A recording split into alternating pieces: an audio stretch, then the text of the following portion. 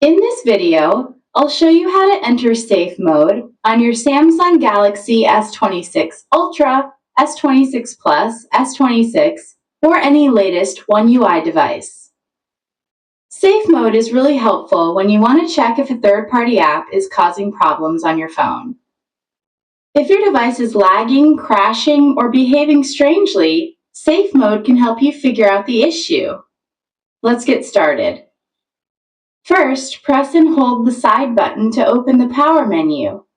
Long press the power off button to view safe mode icon to your Samsung device. Tap on safe mode and your phone will restart.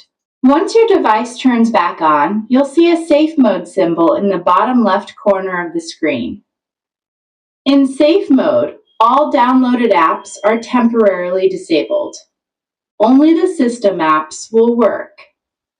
Now use your phone normally and check if the problem still exists.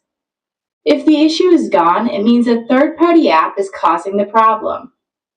If the issue still happens, it could be a system-related issue.